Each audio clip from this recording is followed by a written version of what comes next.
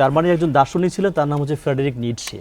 নিটশে বলেছিলেন যে সমাজ সংসারে চলতে চলতে আমরা কতগুলো দৃষ্টিভঙ্গি, মূল্যবোধ বানিয়ে আমরা ভুলে যাই, আর ভুলে যে যায় এইটাও আমরা ভুলে যাই। ফলে এটা খুব স্বাভাবিক মনে হয় যে দুর্নীতি করবে, চুরি করবে, এইটাই স্বাভাবিক। যে এটা খুব ভয়ঙ্কর যে প্রসেস অফ ন্যাচারালাইজেশন, এটাকে স্বাভাবিক হয়ে গেছে, যে আমরা কন্ডেমও করতে পারি না। প্রিন্স ভাই একটু বলেন। আচ্ছা, ধন্যবাদ আপনাকে। আমি সম্মানিত আলোচকদেরকে ধন্যবাদ জানাচ্ছি। আসলে আজকের প্রোগ্রামে যখন আমি আমন্ত্রণ পাই এবং টাইটেলটা যখন বলা হয় এবং এখানে এসে যা শুনছিলাম, তাতে আমি যেটা বিবেচনা করেছি এবং সেইটা যদি কিছুটা অগ্রগতি ঘটাতে পারি, সেইটা আমি মনে করি একটা বড় উল্লম্ফন আমাদের এই রাউন্ড টেবিল এবং তার আলোচনায়। সেটি কি? দুর্বৃত্তায়নের খোঁজ। দুর্বৃত্তায়নটা কি, সেই খোঁজ আমি যদি পাই অন্তত পক্ষে, আমি কিন্তু সমাধানের আলোচনায় আসছি না এখনো, কারণ আমার বিবেচনায় যে দুর্বৃত্তায়নের খোঁজের মধ্যেই আমরা যাচ্ছি না, আমরা একটা উপরে সুপার স্ট্রাকচারের মধ্যেই কতগুলো সমাধান খোঁজার চেষ্টা করছি। এটা আমার প্রথম পয়েন্টটা খালি তুলে রাখলাম। দ্বিতীয় বক্তব্যটা আমার হচ্ছে যে এই যে আমরা একটা সংকটের মধ্যে সমাধান খুঁজছি, এবং সংকটটা একটু খেয়াল করেন, আমরা যখন আজকে সকালে এখানে কথা বলছি, গতকাল বাংলাদেশে পরপর 3টা ঘটনা এমন ঘটে গেছে, বহু মানুষের রাতে ঘুম হয় নাই। এবং যেন এটা এর আগে কি ছিল, গত 11 মাসে কতকগুলো ঘটনা ঘটলো, এখন গতকাল যা দেখলাম তাহলে আগামীতে কি ঘটবে। তার মানে এইরকম একটা ভয়াবহ পরিবেশ, স্বীকার করি আর অস্বীকার করি, এই বাস্তবতার মধ্যে আসি। আপনি রাস্তায় চলাফেরা করলে দেখবেন, রাস্তায় নামলে, হাঁটাচলা করে ফেললেই মানুষের মধ্যে এক ধরনের অস্বাভাবিকতা বিরাজ করছে, যেটা এই গণঅভ্যুত্থানের পরে কেটে যাওয়াটাই প্রধান বিষয় ছিল। তার মানে একটা পরিস্থিতিতে আসছি, আমি সেই পরিস্থিতিতে দুর্বৃত্তায়নের খোঁজ যদি না করে আমি আগাতে চেষ্টা করি, তাহলে আমি এটা আবার হোঁচট খাবো। সে ব্যাপারে আরেকটা কথা বলে আমি এবার সরাসরি কথা, সেটা কি, আমার অনেক সময় মনে হয় এইটাকে খুব স্বাভাবিক দেখি। স্বাভাবিক কেন? একটা সরলীকরণ উদাহরণ দিই, যেটা হয়তো জনসভায় বলি, এরকম জায়গায় বলা হয় না, যে একটা মানুষ, আমরা তো পায়ের উপরে ভর করে হাঁটি, কিন্তু আমি ক্যারিশমা দেখিয়ে নিচে হাত রেখে হাঁটার চেষ্টা করতে পারি, তা কিছুক্ষণ চলবো, ভালো ক্যারিশমালার একটু ভালো কিছুক্ষণ চলবে, কিন্তু আলটিমেটলি উল্টাপাল্টা পড়বো এবং তারপরে ঘুরবে। সোসাইটি এটা ঘটতেছে। তো বেসিক জায়গাটা কি, আমাদের বিবেচনায় আপনার দুর্বৃত্তায়নের খোঁজ করতে গেলে দেখেন, এই যে আলোচনাগুলো, আসলে আমি সব আলোচনার কোনোটা দ্বিমত করছি না, কম বেশি এদিক হতে পারে, সে বিসিএস থেকে শুরু করে অন্য জায়গায়। ক্ষমতা, এটাই তো। তা ক্ষমতা মানে কি? আমি ক্ষমতা হব, আমি জমিদারতন্ত্র রক্ষা করতে পারবো। আমি ক্ষমতা মানে চারপাশে আমার ভিড় করবে। আর এই যে জমিদারতন্ত্র রক্ষা বলেন, চারপাশে ভিড় করব, সেই কোন ধরনের ক্ষমতা? যদি আমার আর্থিক ক্ষমতা বাড়ে, এই যে আপনারাই তো আলোচনা করলেন যে এইখানে দেন দরবার এমন হয়, এইখানে আলোচনা হয় টাকা চলে যায় ব্যাংকক, সিঙ্গাপুর বা কানাডা, তাহলে আপনি অর্থনীতির দুর্বৃত্তায়নের ধারা যদি অব্যাহত থাকে, তা চেষ্টা করেন। হ্যাঁ, আমরা তো 54 বছর ধরে চেষ্টা করছি, আরও 54 বছর চেষ্টা করেন যে অর্থনীতির দুর্বৃত্তায়ন ভাঙবেন না, সেটাকে অব্যাহত রাখবেন, আর উপরই সুপার স্ট্রাকচার এসে রাজনীতি অন্য সব ভালো হয়ে যাবে। এটা করবেন না, এটা কখনো হবে না। এটা হচ্ছে আমাদের পরিষ্কার বুঝ এবং পরিষ্কার কথা। দেখেন, আমি ছোট্ট করে এবার বলি, এখানে আলোচনা আসছে, আমরাও বহুদিন ধরে বলি যে দুর্বৃত্তায়িত অর্থনীতি দুর্বৃত্তায়িত রাজনীতির জন্ম দিয়েছে। হ্যাঁ, এটা ভাইস ভার্সা। আবার রাজনীতিও দুর্বৃত্তায়িত অর্থনীতিকে লালন পালন করে গিয়েছে, সেটাকে আমি অস্বীকার করছি না, এটা কারেক্ট, কিন্তু ভিত্তিটা ভুলে গেলে চলবে না। এইবার আসি, কথাটা আপনি একটু তুলেছিলেন যে এই দুর্বৃত্তায়িত রাজনীতির আমরা 3 প্রধান বন্ধু বলি।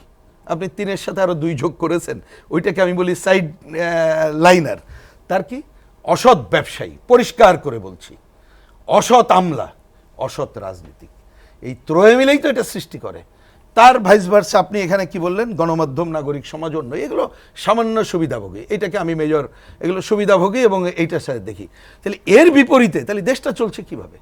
তাহলে সবই অসৎ অসৎ। আপনি দুর্বৃত্ত, আমাকে অনেকে বলে খালি এত দুর্বৃত্ত অর্থনীতি, দেশ চলে, আরে ভাই দেশ চলে তো অন্যভাবে, কারণ 3 বন্ধু আছে। জি প্লিজ বলেন। আপনি যে ব্যবসায়ী, অসৎ ব্যবসায়ী বলেছেন, অসৎ ব্যবসায়ী, অসৎ ব্যবসায়ী বলেছি। ব্যবসায়ীরা কখনো অসৎ হতে পারে না, অসৎ করা। ও আচ্ছা, বুঝছি। আপনি বলছেন যদি সে প্রকৃত ব্যবসায়ী হয়, যদি প্রশাসন, আচ্ছা ঠিক আছে, আমি সে আলোচনা না যাই। আপনার আমি বুঝেছি, এটা অনেকেও বলেন, যদি সে প্রকৃত ব্যবসায়ী হয় তাহলে সে অসৎ হতে পারে না। তো এখন আমি বলছি, বাংলাদেশের ব্যাপারটা হচ্ছে এরকমের, আপনি ইচ্ছা করলেই ওই একেবারে নিচের লেভেলে কিছু লোক ছাড়া সততার সাথে ব্যবসা করাটাও কঠিন, এটা ব্যবসায়ীরা আমাদেরকে বলে, মানে পুরো সিস্টেমটা এরকমের। আচ্ছা, সেটা নিয়ে আলোচনা করা যাবে, আমার আপত্তি নেই। এবার আসি, মানে আমার যে এইটার ভিত্তি কথাটা, যেটা আরো, আপনার তো 3 বন্ধু দেশটাকে রক্ষা করে চলেছে। আপনি গ্রামের কৃষক, আমরা কম দামে জিনিস খাচ্ছি, লাভ হচ্ছে না, কিন্তু সে কি কৃষি উৎপাদন বন্ধ রেখেছে? মোটেই না। যে ক্ষেত মজুর, তার কন্যাকে এই কোভিডের পিরিয়ডে বিয়ে দিয়েছে, এইবার নামে মাত্র পড়াশোনা করেছে, এইবার রেজাল্টের জায়গায় দেখেন বিরাট অংশ কন্যা যারা ফেল করেছে তথ্যই বলছে তাদের কি দুরবস্থা। কিন্তু সে কিন্তু আমার উৎপাদনটা কমায়নি, আমাকে কম দামে জিনিস খাওয়াচ্ছে, তার অন্য যাই বেড়ে যাক জি। আপত্তি করছে না। গার্মেন্টস শ্রমিক, স্বামী স্ত্রী ভাই মিলে কাজ করে, আপনি যা টাকা দেন তাতে তার হয় না, কি বলে, প্রোটিন মেলে না, তবুও সে কাজ করছে। 40-45 বছর বয়সে কন্যারা মানে নারীরা বুড়ি হয়ে যায়, গ্রামে যেয়ে কোনোভাবে জীবনযাপন করে, আর বিদেশের শ্রমিক, কোটির উপরে শ্রমিক। তাহলে এই যে 3 বন্ধু, এর সাথে আছে আমাদের এসএমই খাত, অন্যান্য আছে অবশ্যই, নাই তো আমি বলছি না। তাহলে এর মধ্যে নিশ্চয়ই অন্যদের তো একটা সম্পর্ক আছে, মানে যদি বলেন যারা জেনুইন ব্যবসার জায়গায় থাকে সেটা অন্য আলোচনা। আবার 2 বন্ধু কিন্তু একাকার হয়, দেখেছেন পার্লামেন্টে বলা হয়েছে 80 ভাগই ব্যবসায়ী, মানে রাজনীতিবিদের ব্যবসায়ী মার্চ করে যাচ্ছে। ওইটা কিন্তু এখানে শোনেন, ওই দুয়াল আলোচনা এখানে সত্যতা পারফেক্টলি আসছে বলে এটা আর গেলাম না। আগে তো একজন ফলে ব্যবসায়ীরা synergy রাজনীতির effect হয়, সমর্থন 2 নিয়ে আর 2 যোগ করলে 10 হয়ে এখন যায়। এরাই তো রাজনীতিতে চালাইতেছে। Exactly. ওটা আগে যেটা বলেছেন আমি আগে ওটা ব্যবসায়ীরা দুঃখিত। চাঁদা দিত তাহলে আসি রাজনীতিবিদদের। এবার হ্যাঁ, না ওটা লাগে না তো, কতদিন আর দ্বিতীয়ত- চাঁদা দিব, আমি নিজে এমপি হয়ে আচ্ছা যাই। ওইটা একটু এই গল্পের মধ্যে না ঢুকে আমি ওই জায়গাটায় যাই, তবু আমি একটু না ঢুকে পারছি না। শোনেন, আমি একটা জেলার বহু আগে, আজ থেকে 20 বছর আগে, উনি ক্যান্ডিডেট হয়। আমি বলি, আপনি ক্যান্ডিডেট হন কেন, আপনি তো ইলেকশন করবেন না? করে, ভাই ক্যান্ডিডেট হলে আমি চাঁদা দেওয়া থেকে তো বেঁচে গেলাম।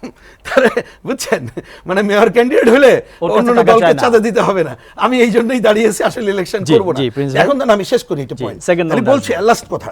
তাহলে এই যে আমি বললাম যে 3 বন্ধু দেশটাকে পরিচালনা করছে, ওই যে বললাম কৃষক, ক্ষেত মজুর, শ্রমজীবী মানুষ, দেশ বিদেশের, দেশ এবং বিদেশে এসএমই খান। তাহলে আপনি ওই 3 শত্রুর হাত থেকে যতদিন দেশটা মুক্ত করে এই 3 বন্ধু কিভাবে তার দায় দায়িত্ব পালন করবে, এই জায়গাটা না আসতে পারছেন, ততদিন ওই যে বললাম নিচের দিকে হাত চালায় আপনি চলতে থাকবেন। সেটি ভালো মন্দ কিভাবে আসবো এরকমের সেই জায়গায় প্রশ্ন যাবে। আপনাকে আমরা করব। আমি একটু বলি জাস্ট যে আপনারা সারাক্ষণ ওই পুঁজিবাদী স্ট্রাকচারকে সারাক্ষণ তো দোষ দেন। এই পৃথিবীতে আছে পুঁজিবাদী স্ট্রাকচারের মধ্যে আপনি দেখবেন যে স্ক্যান্ডিনেভিয়ান কান্ট্রিগুলো, নরওয়ে বলেন, সুইডেন বলেন, কোথায় চলে গেছে। সিঙ্গাপুর দেখেন, এখানে করাপশন ইন্ডেক্সে তাদের পজিশন খুবই নিচে থাকে, করাপশন প্রায় না বললেই চলে। মানে এই বুর্জুয়া ইকোনমিক্সের যে ইথিক্যাল স্ট্যান্ডার্ড, নরওয়েতে ওষুধে ভেজাল পাবেন না। তার মানে কি, ওদের বুর্জুয়া স্ট্যান্ডার্ডের অনেক ধারে কাছেও তো আমরা নাই আসলে। ওইটাকে আপনি কাজে সেই আলোচনা নিশ্চয়ই বলতে ক্যাপিটালিজম হবে। আমাদের দেশে চলছে, Exactly. বা ধরেন এখনো আমাদের সংবিধান সংস্কার কমিটি, না বলে আমি পাচ্ছি না, তারা অন্য আলোচনার মধ্যে এখানে সোশ্যালিজমকে বাতিল করছে, যে যুক্তিতে আপনি পড়ে দেখেন আলোচনায় আসছে না। তারা পুঁজিবাদী মুক্তবাজারকে আফোল্ড করছেন, তো বাংলাদেশের মুক্তবাজারের নামে একটা লুটপাট তন্ত্র চলে, তা তার সাথে ওইটা এটাই মিলালে বলছি, চলবে না। একটা আপনি যে stable নরওয়ের capitalism উদাহরণ এর দিলেন, কতগুলো আমি standard প্রসঙ্গ আছে, ক্রমে বলি, standard এটা আবার আছে। না, আমি এই আলোচনার এটা একটা partial- perverted শোনেন, capitalism না, আমি চলছে তারপরে এখানে, হ্যাঁ, জি। সেটা নিঃসন্দেহে পারভার্টেড ক্যাপিটালিজম, জি। কিন্তু ওই কথাটা আমি একটু না বলে একটা পারছি না। বিকৃত পুঁজিবাদের যদিও- symptom গুলো আমরা যদিও আমি দেখি খালি আসলে। প্রশ্নটা তুলে রাখি, ধরেন ওই সমস্ত দেশে আমার যে দেখার সুযোগ হয় নাই সেটা অন্য আলোচনা, কিন্তু সম্প্রতিকালে কিউবাতে আমার সাথে নরওয়ে এবং অন্য এই সমস্ত দেশগুলোর অনেক নেতা নেত্রীদের সাথে দেখা হয়েছিল, কথা বলার সুযোগ হয়েছে। তাদের লড়াইটা এখন খেয়াল করেন, এবং পুঁজিবাদ যে সংকটের মধ্যে আছে, আমেরিকান ঘটনা দেখে দেখছেন, তারা কিন্তু এখন তাদের এই যে সোশ্যাল ওয়েলফেয়ার অনেক কিছু কাটেল করে কোথায় যাচ্ছে দেখেন। তার মানে আপনি পুরো ব্যবস্থাটাই আপনি আলটিমেটলি যদি এই যে যারা উৎপাদনের সাথে জড়িত প্রকৃত তাদের হাতে যদি ক্ষমতায়নের জায়গা না আনতে পারেন, যারা উৎপাদনের সাথে জড়িত না, উপরি থেকে এই যে কামাই রোজগার করতে যায় তাদের হাতে থাকে, তাহলে ওই যে জি, পারভার্টেড প্রিন্স ভাই। ক্যাপিটালিজম যেটা করতেন। তো পলিটিক্যাল ফিলসফারদের একটা বড় চিন্তাই ছিল যে কোনো ক্ষমতার ঝুঁকি হচ্ছে এটা স্বৈরাচারী হয়ে যাওয়া। ঠিকই, বাসায় 3 জন খুবই কাজের লোক রাখেন, প্রধান কাজের লোক বাকিদের উপর খবরদারি করবে। কাজে ক্ষমতাকে চোখে চোখে রাখতে হয়, নজরদারির মধ্যে রাখতে হয়, পাহারার মধ্যে রাখতে হয়, না হলে এটা স্বৈরাচারী হতে না, এটা নিঃসন্দেহে, মাইক্রো কিন্তু থেকে ম্যাক্রো আমি একেবারে পয়েন্টটা কিভাবে আমরা কথা এটাকে বলি। পাহারা দিব। ধরেন আমরা কাল পরশু সব ভালো হয়ে যাব আশা করলাম, কিন্তু ভালো হতে তাই না? চাই না, আমরা। না, শেষ করি। জি। অফকোর্স চাই, তো এটা তো একটা বিরাট কালচারাল ডেভেলপমেন্ট। তার আগে আমি কথাটা খালি বললাম, আপনি যেটা চোখে চোখে রাখার কথা বললেন, কারেক্ট, সেই জায়গাটায় এখন সেই চোখে চোখে রাখার কথা বলে আমি আগেই বলেছি, ধরুন একটা লুটপাটের কথা আসছে, তা আপনি লুটপাটের পথটা তো বন্ধ আগে করতে হবে, বা লুটপাট করে সমাজে ঠাঁই পাওয়া যাবে না। আপনি তাহলে সিস্টেমটা তো এরকম জায়গায় নিতে হবে, এই জায়গাটাই খালি আমি বলে আর ব্যাখ্যায় গেলাম না। এখন যে আলোচনা আসছে, ডক্টর জাহেদ যে কোশ্চেনগুলো তুলেছেন বলছে খুবই ভ্যালিড কোশ্চেন। আপনি ধরেন এখন এই নাম বলতে চাই না, বা আমরা তো এই ছোট বাংলাদেশ কে না জানি, আমাদের একসময় ছাত্র অফিস ছিল হোসেনি দালান, আপনি ভালো করে জানেন। তা আমরা তো জানি হাজী সেলিমের দখলদারিত্ব চলে যাওয়ার পর এখন কার দখলদারিত্ব হয়েছে, এবং যেটা চুনোপুটির কথা বলেন, চুনোপুটি কিন্তু আগে করে না, কারণ না কারোর প্রশ্রয় করে। Exactly. কারেক্ট, তাকে আমরা দেখি না, আমি বলছি তার নামটা আসে না আসি, কেন? আসি, আমি point- না, দেখছি, কোট- স্যার, ওটা যে- আমার যে কথা, আমি কারোর না, সাথে আপনি কথা বলেন। বলতে চাই না, বোঝার জন্য বলি। আপনি ধরেন এই যে নতুন, তাদের প্রতি অনার রেখেই বলতে হয়, আপনি কেন উপজেলা অফিসে তারা বসে থাকছে, কেন জেলা অফিসে বসে থাকছে, কেন সেক্রেটারিয়েটে বসে থাকছে, কেন এখানে মধু পাওয়া যায়, আপনি তো অস্বীকার করতে পারবেন না। তাহলে আপনি মধু পাওয়ার পথ বন্ধ না করলেই দেখবেন এরকম মধুর পেছনে ছুটবে। তাই এটা তো চোখে চোখে রাখতে হবে। এখন চোখে চোখে রাখবে কে, সেটি তো বড় কোশ্চেন। তো এখন সেটা রাখার জন্যে আমি জানি এই পর্বে বেশি সময় নেই, আপনাকে একটা মিনিমাম গণতন্ত্রের ধারায় যেতে হবে। কালকে একটা গণতন্ত্রের ধারায় গেলে আপনি পারবেন তা না, মিনিমাম যদি ভোটের ডেমোক্রেসির ধারায় রাখি তাতে সব হয়ে যাবে। আমি কিন্তু বলছি অ্যাকাউন্টেবিলিটি স্ট্রাকচার সেটা তো রাখতে হবে। অপরাধ হতেই পারে, কিন্তু অপরাধ করে যেন পার না হয়। সেই কথা তো আমি ভাই ফান্ডামেন্টাল জায়গায় বললাম, কিন্তু আপনি ফান্ডামেন্টাল জায়গায় এখন আমি সমাধান করতে পারছি না, কারণ আমি জানিয়েছে বিগ ডিফারেন্স। কিন্তু গিভ আপ করেন না, কথা বলতে হবে, কিন্তু যত ছেড়ে দিলে হবে না। কথাটা বলার এই যে আপনি আবার নিজেই নিজেরটা কিন্তু সুইচ অফ অন্য জায়গায় চলে গেলেন।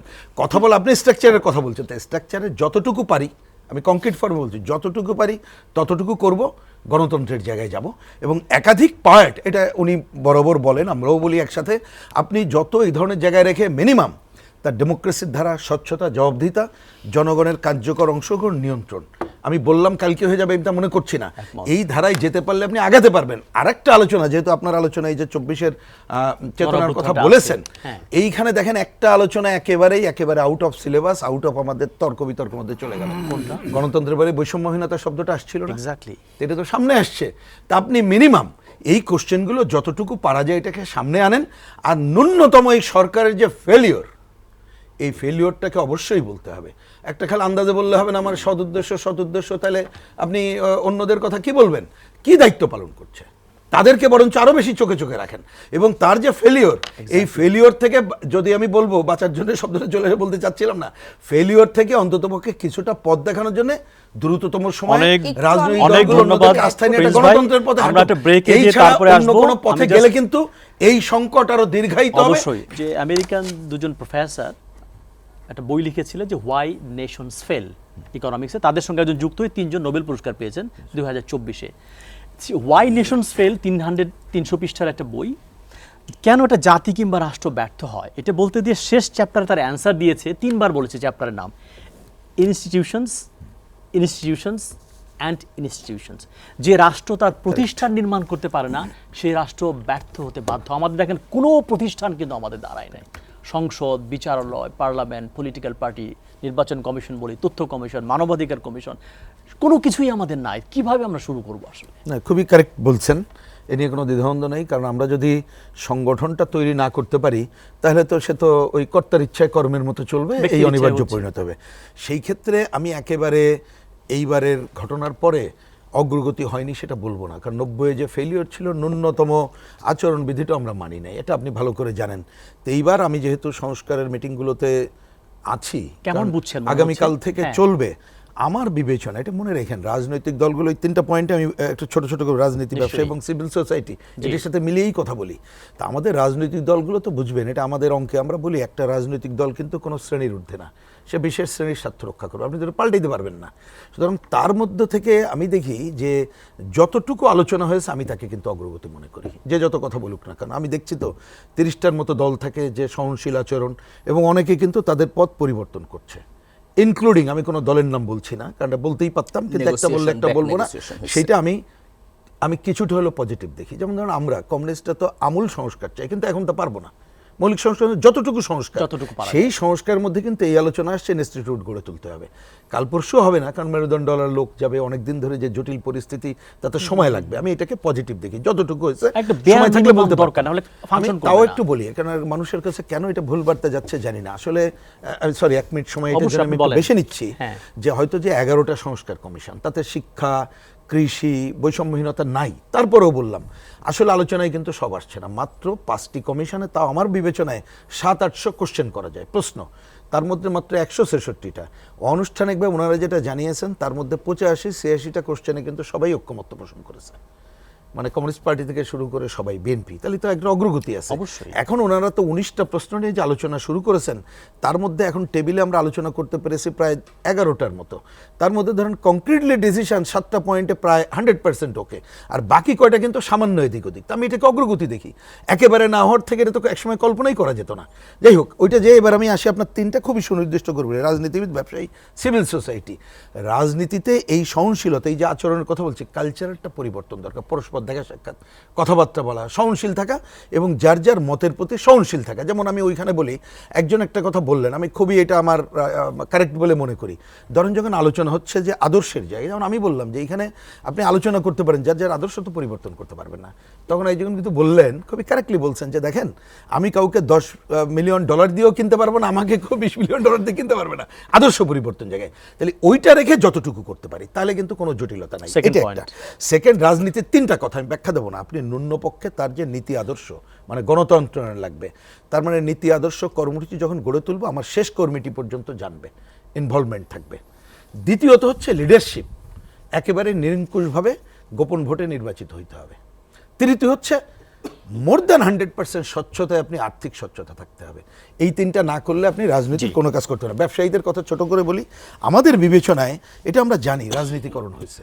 আমি অনেক আগে প্রায় 15-20 বছর আগে যখন যুব আন্দোলন অল্পদিন করেছিলাম, একটা ব্যবসায়ীদের নিয়ে মিটিং করলাম, বলে যে ভাই, বাংলাদেশে একটা কাজ করতে গেলে আমার 118টা জায়গায় সই লাগে, এবং সেটা ঘুষ ছাড়া হয় না, তো আমি চলবো কিভাবে? তো এইখানে নির্মোহভাবে করতে হবে, এবং দলীয়করণ তাদের করা যাবে না, ব্যবসায়ীরা কঠোরভাবে দলীয়করণের জায়গায় যাবেন না। একই বলি, সিভিল সোসাইটির যে কথাগুলো আসছে এখন, দেখেন কথার কথা, আমি একটা অফহ্যান্ড বলি, ধরেন আমাদের দেশে চলতি কথা বলি, বাঙালি জাতীয়তাবাদ, বাংলাদেশি জাতীয়তা, সমাজতান্ত্রিক ধারা বা বিভিন্ন ধর্মের নামে যদি বলি, যার যা বিশ্বাস থাকুক, কিন্তু সেই বিশ্বাস রেখে তার কথা বলবেন।